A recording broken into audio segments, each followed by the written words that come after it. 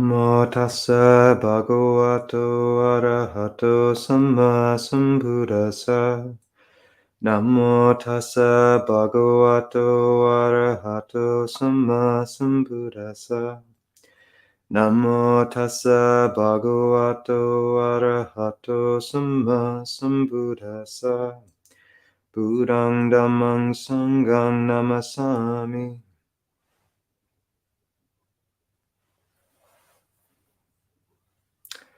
Welcome everyone to our regular Wednesday Q&A / Dhamma talk. If people have questions they'd like to discuss or things to ask, then please feel free to type them into the chat.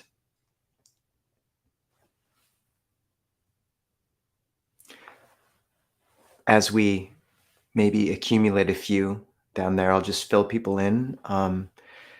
Most of you know Ajahn Kovilo is visiting for the month from about December 17th until January 15th. And it was a really great visit. I think he very much appreciated joining the community more. And yeah, it's heartening to see what's forming from the perspective of someone who's coming to visit. So he's back at DRBU in California, which means it's we're in different places again. And starting February 1st, I'll be stepping into winter retreat, where I'll just be stepping back from extracurriculars a bit and electronic communication, but we'll continue these live streams as usual and the Saturday gatherings. So those will continue. And yeah, there's other things, topics we could discuss dharmically, but I think we'll lean on what questions come up at first. And then if there's some quiet spells, I'll talk about a few other things I have been interested in recently. So please type in stuff you'd like to discuss.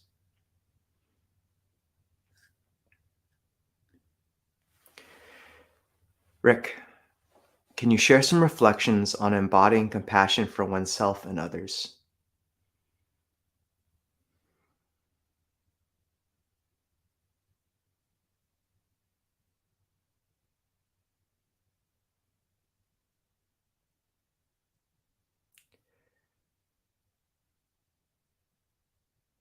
I think I've spoken about this part before, but so often the impetus with the Brahma Viharas is the boundless abodes, including compassion, is to move outwards and for them to be quite active.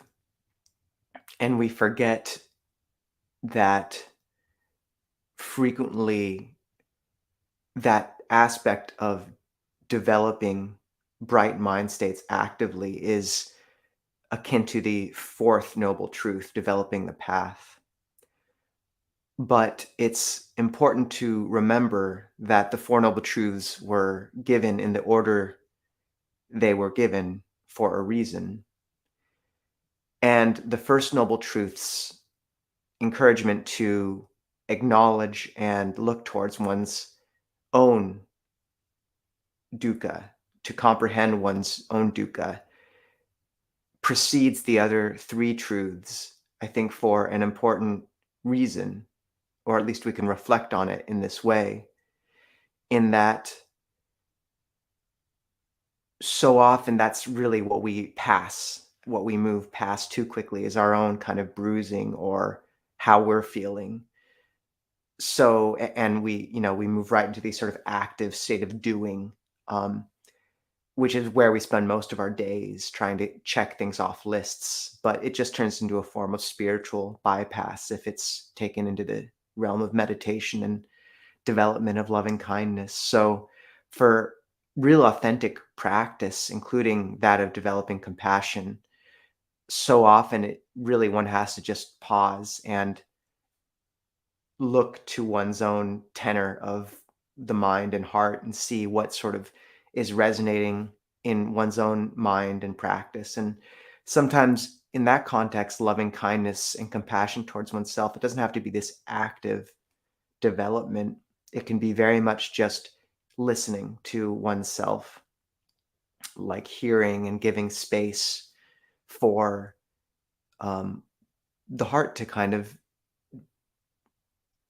say what it needs to say, um, and to feel bruised or tired. And yeah, Ajahn says that real good metta practice requires one to be quick on one's feet, where, to notice when you're moving outwards too much, trying to shoot your metta rays at people, and just stop and realize that maybe you're the one that really needs it. And I find this is very much the case with anger, is a lot of times the knee-jerk practice reaction to negative thoughts towards another is to try to kind of, you know, sort of smear cotton candy over the top of them and, develop loving kindness towards the person. But frequently that's not available.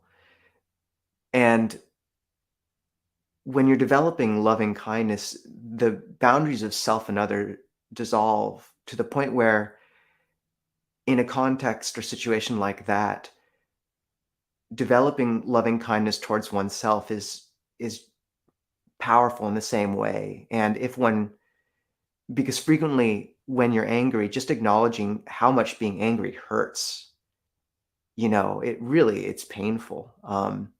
The Buddha labels anger, what is it? Angered with its honeyed tip and poisoned root. And just acknowledging that pain in oneself and having compassion for that, for oneself, instead of trying to kind of shoot metta rays at the person who you're feeling angry at. If you address the suffering there, then that whole experience and duality dissolves. But the red wire that you're clipping, to use a bomb disarming metaphor, it's usually internal. It's not where you expect.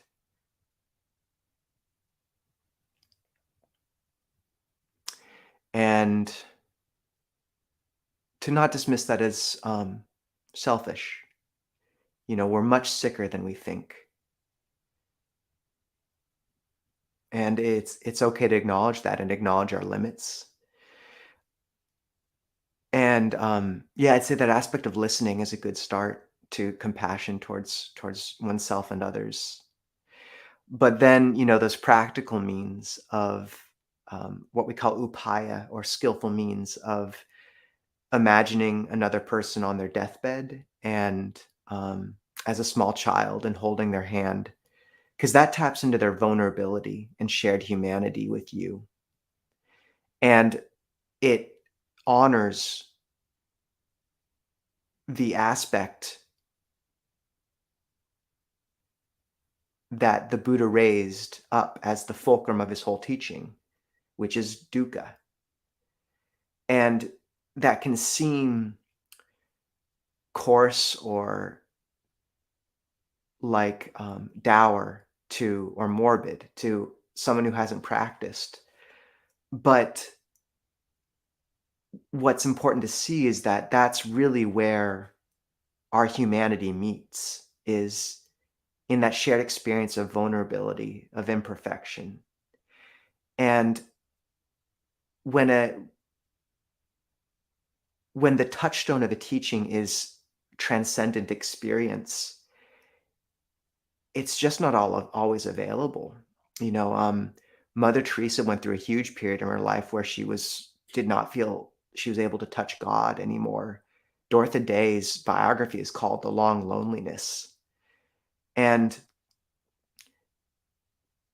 so often I think that's because, it's wonderful when we have those experiences, but sometimes they're not available. But dukkha is. Things are imperfect almost always. And the counterintuitive aspect of that is that as soon as one touches dukkha, there's a secret hidden gate there to sukha, to happiness, to the transcendent.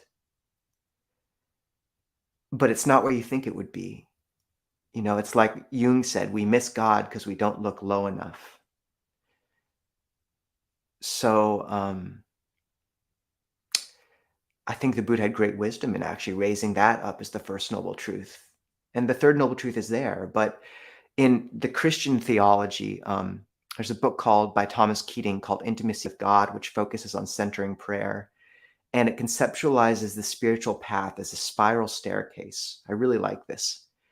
And the staircase goes up towards purity of love, but at the same time, it goes down towards purity of heart.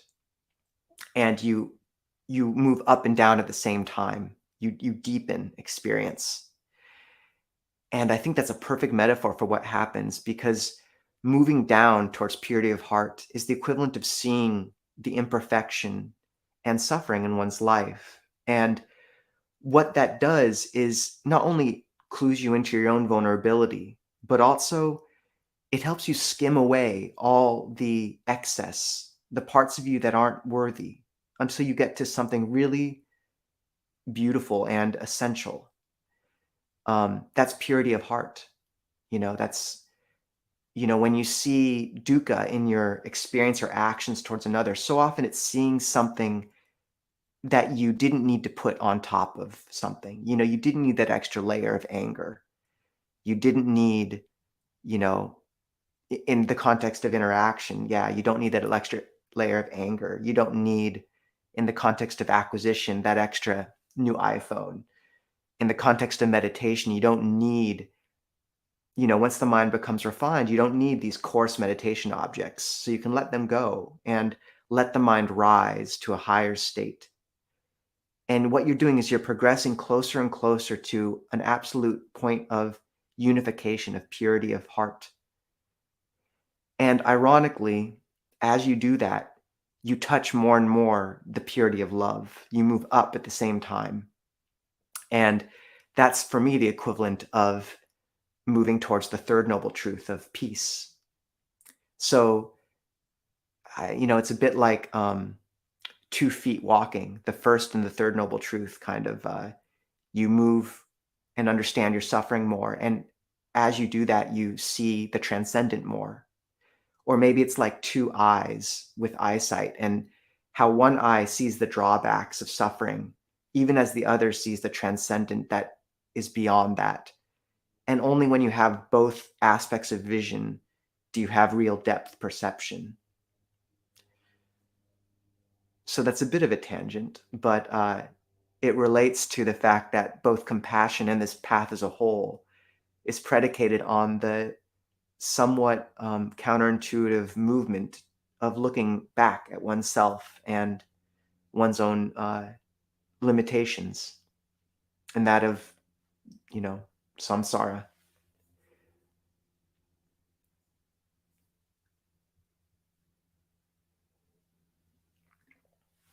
Savaka Umaro, have you read about, worked with, or done any meditation with EEG machines? What do you think of research done with these devices?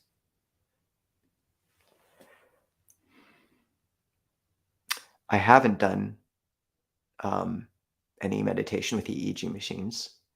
I'd be very interested. I think that whole field of research is fascinating, to see what the enlightened mind looks like based on current scientific understanding. One relevant reflection to bring up here is the conversation Ajahn Kovilo and I had with Ajahn Sona, and we posted it to our YouTube yesterday, I think. So you can check it out. But in it, Ajahn Sona speaks about how he's been reading a book called The Matter with Things by Ian McGilchrist. And Ian McGilchrist, for those who don't know, wrote a book called The Master and His Emissary, which delineates the function of the right and left hemispheres of the brain. And I'm going to not do it justice. I haven't read either book. I've just listened to interviews with him. But the basic gist seems to be that the left, the title, The Master and His Emissary, is based on I believe it's a Nietzschean tale or parable of a king who sends out his emissary to govern a small district. And the emissary sort of gets a big head and tries to govern the whole province based on these principles of, financial mathematics, forgetting the bigger picture. And the similar idea is that the right hemisphere of the brain is able to create unity and understanding and spontaneous creative output, whereas the left hemisphere is very much what moves things into linear conceptual trains and modes of thought. And the proper relationship is the left hemisphere being the servant, the emissary of the right hemisphere.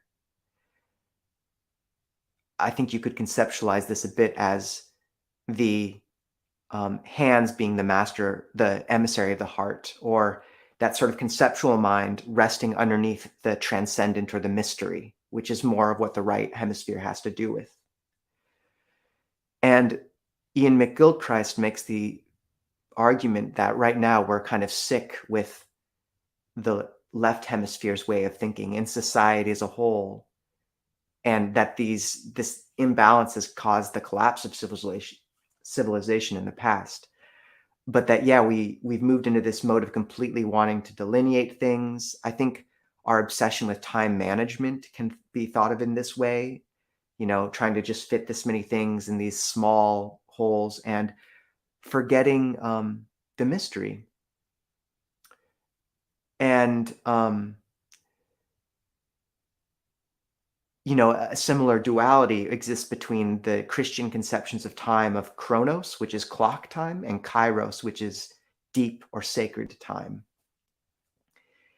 And I think this movement more and more into the left hemisphere and its steady domination over the right hemisphere can really be seen in our lives as our experience of the world dries up, and sort of our programs of personality, our sankhara, and of perception begin to crust over any real sense of transcendent mystery or intimacy with life, which is the domain of the right hemisphere. And what Ajahn Sona was saying is that as meditators, as practitioners, we have a perspective that most people don't, because his theory, and I think I agree, is that as one practices, the left hemisphere loses some of its power. We tap back into the right hemisphere. We learn to let go of that kind of ordering mind and that neurotic and compulsive need to control, to grasp, to order everything. That is the left hemisphere's great blessing and curse. And we begin to be more comfortable in that place of quiet, non-manifestation, from which intimacy emerges and creative expression and the sacred. So I think in Ajahn Sona's view, and perhaps based on Ian McGilchrist's work, an EEG of a really developed meditator would reveal a right brain much more active, perhaps, or perhaps a better mode of communication between the two hemispheres.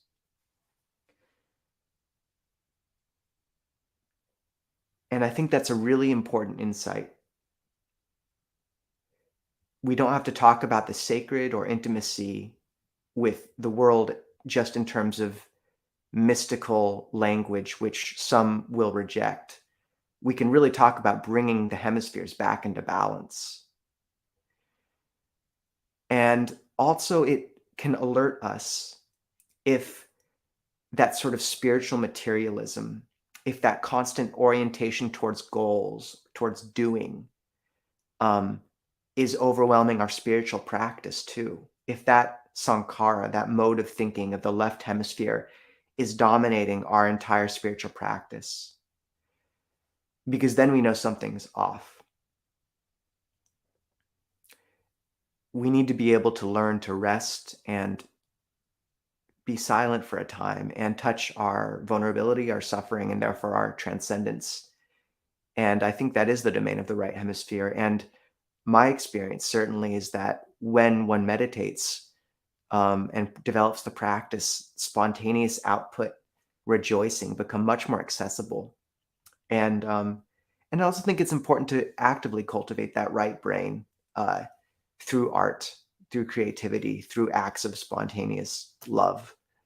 Otherwise, and this is a classic pitfall in the Theravada Vipassana circles of the West, is things get dry. So preserve a place in your practice for the sacred, for the silent, for worship, of some sense. So long answer, but I would be interested to see an EEG as well, Savaka Umaro.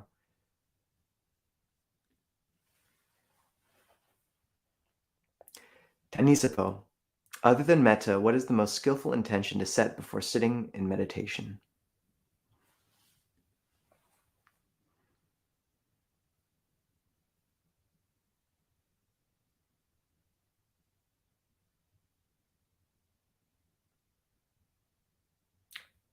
I think soft, maybe the word soft or listen.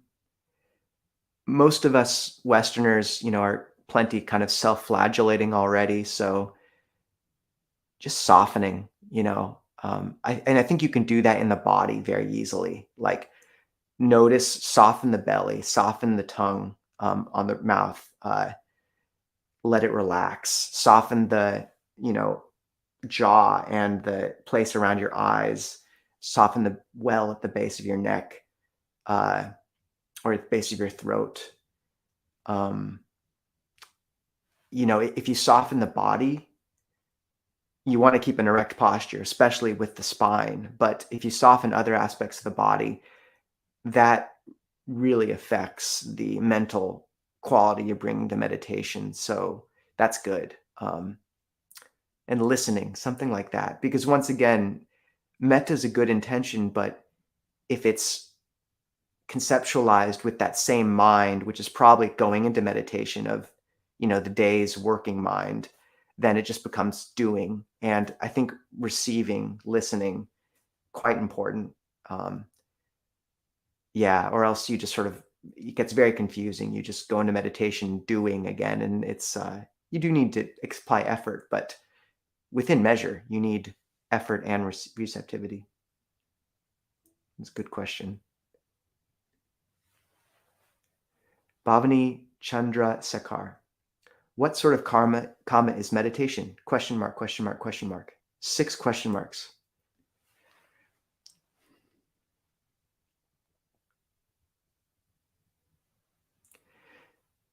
There's a sutta where the Buddha outlines 4 types of kamma. There's dark kamma, which is negative actions. There's bright kamma, which is positive actions dealing with acquisition.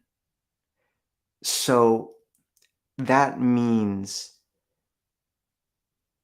kamma and intention, actions with intentions or thoughts taken with intention to acquire in a worldly sense. So for example, if one gives with the view or the hope that the gift will come back to one as good kamma, or that others will see one's giving and respect you more, that's kamma in the realm of bright, and dealing with acquisition, it's mundane kamma. And it can even be as much as, meditating for your blood pressure, something like that. Then there's dark and bright kamma mixed together, and that's what most of us cultivate through a life. We kind of are a big hodgepodge in a mix, stumbling along as we are.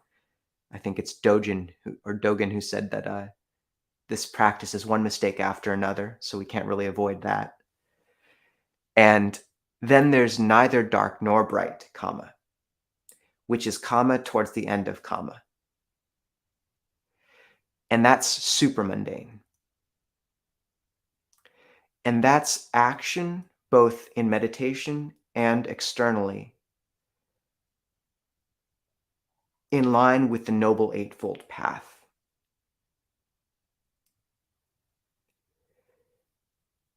Based and oriented towards enlightenment.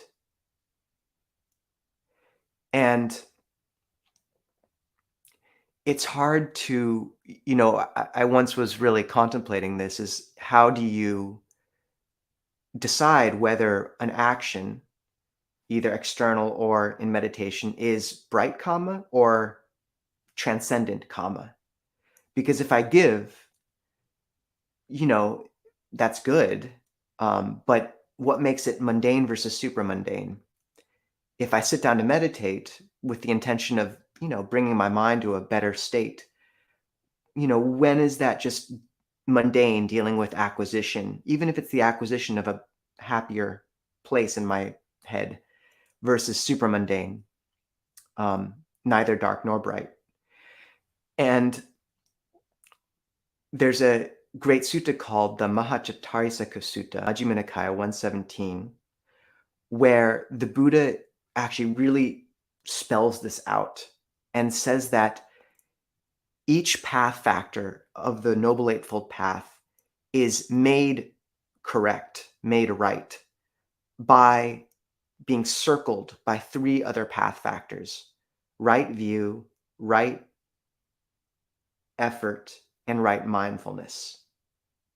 So basically, one's right view, which is the centerpiece of all this, discerns right speech from wrong speech, right action from wrong action. One is mindful of that, and then one exerts effort to cultivate that right path factor, right speech, right action, whatever it is. And then he says these three path factors, right view, right effort, right mindfulness, circle around each other path factor and propel it and make it, enshrine it, validate it, as a right path factor. And what was very interesting is I was listening to another talk, and Ajahn Nisabho pointed out that these three path factors, right mindfulness, right effort, right view, compose right attention when they're all together.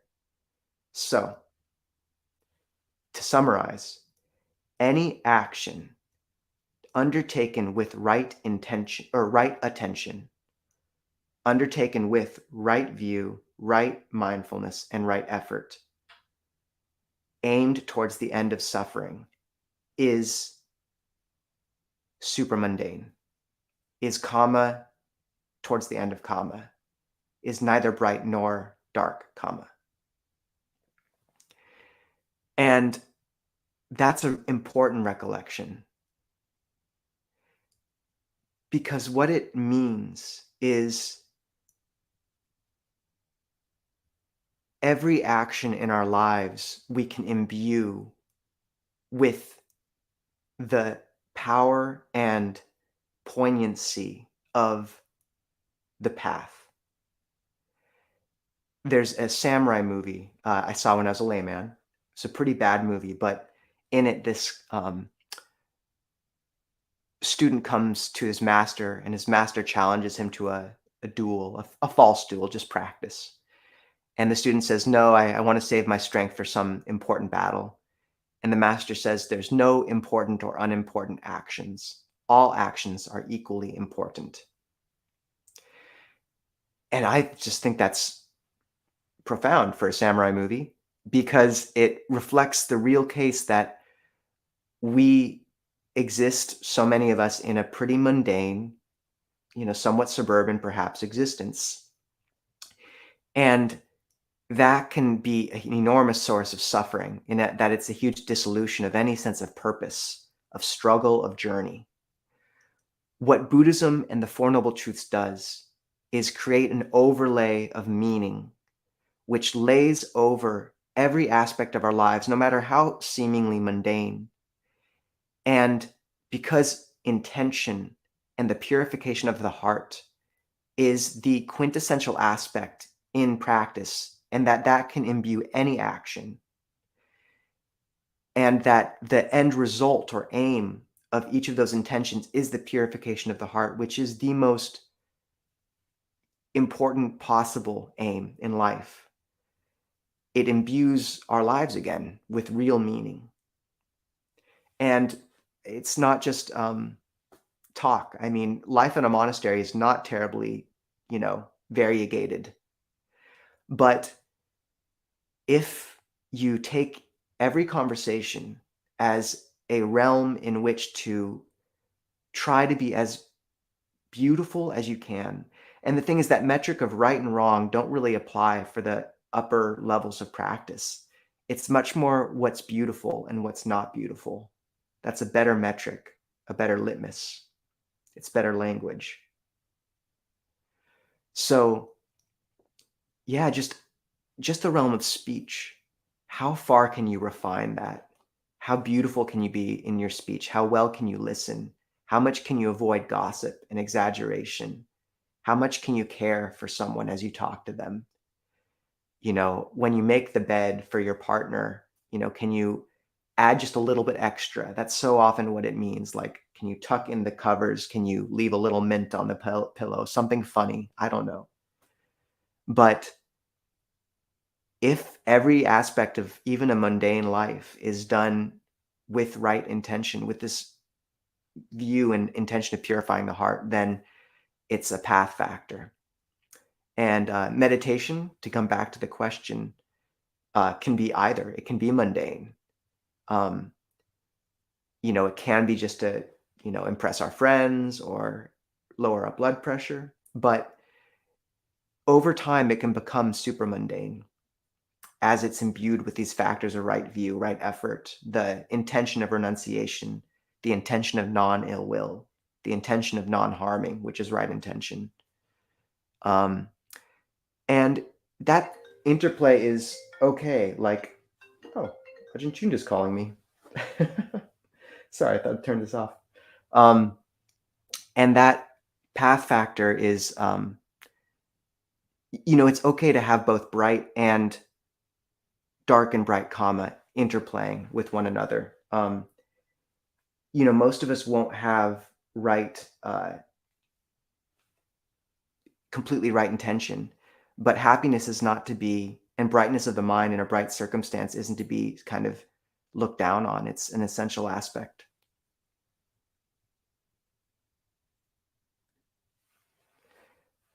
The noble ones praise the staying of anger with its honeyed crest and poison root. For having killed it, you do not grieve. Yes, that's the sutta. Some of those phrases that the Buddha leaves you with just ring. If you answer the EEG question, could you expand to other measurements like heart rate and skin resistance? Ajahn Sona mentioned the use of breathing rate in his talks on upekkha. Good question. I don't know. I haven't experimented with either of those. What I will say is one quality, there's this aspect, this is a debate called the jhana wars, which is trying to nail down what jhanic attainments are. Because everyone has different kind of levels or opinions of what those states are comprised of. And I was with Ajahn Nisabho for a time, and he read a paper in which someone basically dismissed the idea that bodily fabrication stops in fourth jhana. And he objected to it. And I said, why is that a big deal? And he said, look, bodily fabrication stopping, which is in the formula for, the description for fourth jhana, one of the most refined states of concentration is fourth jhana. He said, that's the breath stopping, which from what I hear, and this is hard to believe, but I've heard it from many sources, is that when someone reaches a state of fourth jhana, just the throat being open is enough, and the sort of interchange of air and oxygen through the throat and through the skin is enough to sustain one. And Ajahn Nisabho said that's the only real marker we have that puts all these debates to rest, is like we know at fourth jhana the breathing stops. So I would imagine that, breathing rate slows, as does heart rate. But what I can say is that according to the suttas and most teachers I know, in fourth jhana, breathing stops. And there's a great teacher named Shu Yun, or Empty Cloud, who was a famous hermit in China. He was born in about 1840 and died in about 1960 at aged 120. This is well documented. And he would routinely just slip into these jhanic states for long periods. He was visiting Thailand at the turn of the century and teaching a meditation retreat in Chinatown. And the king of Thailand came to sort of see this respected monk visiting from China. And he arrived in Chinatown at this place and sort of was let in by his entourage. And the people at the temple just walked up to the king and said, "Yeah, we're sorry. He just kind of slipped into, we haven't been able to rouse him out of meditation for the last week." So Shu Yun was known for kind of slipping into jhana for a week or 2 weeks, and they just couldn't get him out. So something can happen. Wow, that's terrible. Sorry about the person who just typed in that not very good stuff.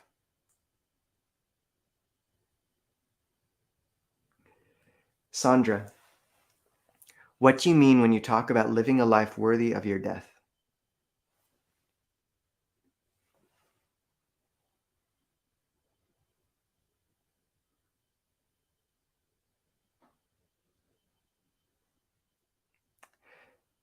There's a video online of Ajahn Chah. It's called The Mindful Way. It's about a 6-minute YouTube clip. And in it, he talks about how, as Buddhists, we look at death because unless you understand death, if you don't understand death, life is very confusing. I think that's a simple way of putting it and accurate. And the Buddha recommended that we recollect our death often. In fact, there's a lot of focus on staying in the present moment in current mindfulness circles, which is great. It's very true. The only place in the sutras the Buddha explicitly talks about, staying in the present in sort of that language, and the foundations of mindfulness are a form of staying in the present moment. But the only place the Buddha really raises it up with that language is in the context of death contemplation, which is to say, one recollects, I could die at the end of this breath. How grateful I am to have even this long to practice the Dhamma. And what recollection of death does is it allows us to separate the grain from the chaff of our lives and see what is worthy. And for me, that was kind of the clincher, where you just begin to understand, the goals that society holds out for us can seem all right until you really remember that you have a limited time on this earth and it's going to pass very quickly. So when you really get that, then I think it does make a lot of things that we obsess about become much less important, and you can make the hard decisions you need to make, of stepping away from an old relationship, of putting down the career. Because usually these steps towards greater meaning in our lives aren't painless or aren't things that you can undertake without a sacrifice. But you're kind of given a choice, is you either pay the price of your dream or you start living someone else's dream, namely, your spouse or your parents, your bosses. And yeah, so living a life worthy of your death, I think that's the best way I could put it. I don't know a better way. That when you really realize your mortality, then a lot of that worry just falls away as it should, and you can orient your life correctly. So recollecting death regularly is very, very useful, very important.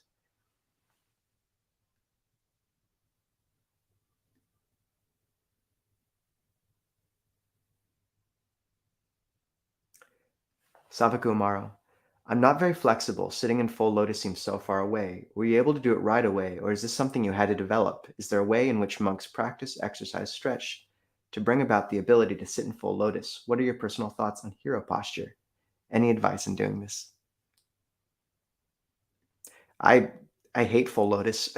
It's very painful. Um, yeah, I think that, some people, I just think full lotus is really hard for, and I consider myself one of them. I tried to really cultivate it for a time and just had a lot of trouble with it. So if one wants to develop that, great. But uh, if you just find you're not able to get there, I wouldn't worry. People get quite hung up on those elements of kind of ascetic posture, like sitting without a cushion and stuff. I'd say, find a position that's comfortable enough. Half lotus is a good compromise. Don't worry about using a cushion, like a small cushion. Use a big cushion if you need to, because you really want the lumbar, the lower spine, to be raised so that it can be erect and kind of springy. That's more important than kind of cultivating this ascetic sense of sitting completely flat on the cushion. And or use, kneeling Zen benches, I find to be very, very good. As to what stretches monks sometimes do, hip openers are very helpful. So pigeon pose, um, or using trigger points. If you haven't looked those up, you can look them up. It's where instead of doing a stretch, you take a small kind of lacrosse ball or some other trigger point ball, and you basically lay down on it at the point where the muscle's tightest. And usually for me, it's at the hip. And just let it kind of rest there for a while. And then when it releases, the muscle releases. And I'd say that doing a trigger point therapy for 10 minutes every week is as effective for me as stretching for 5 minutes every day. So it's much better, I'd say. I think trigger points are quite helpful. Venerable Nisabho, do you have any needs that are not being met? Are you receiving food and supplies on a consistent basis? Thank you, Rick. Yes, I'm very well taken care of. It's been a real active and blessing of faith to be existing on alms.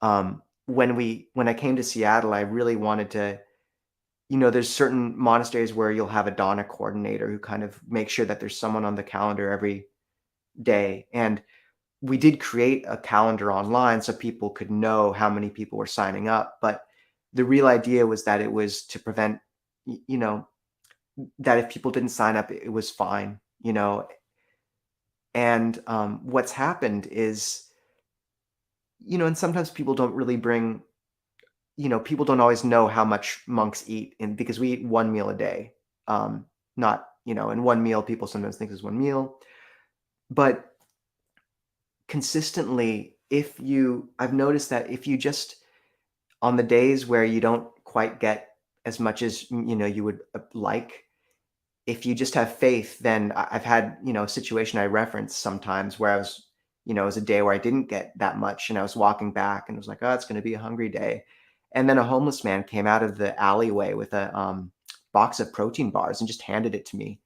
And that happens constantly, is when you give and surrender completely, the world really responds. And, I have walked Tudong and stuff, walking on faith, where some days you won't get enough, or you won't be full. You always get enough, but those days keep you grateful.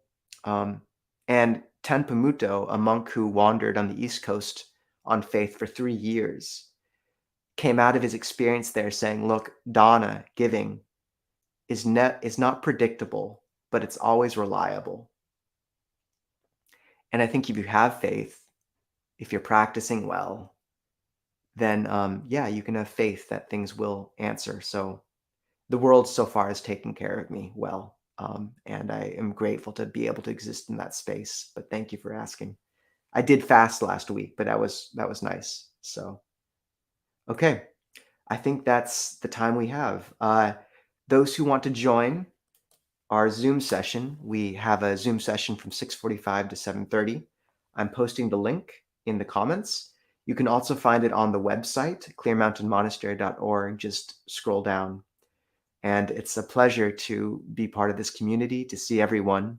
And we'll see you Saturday at St. Mark's or on the live stream in the morning, or next week, Wednesday.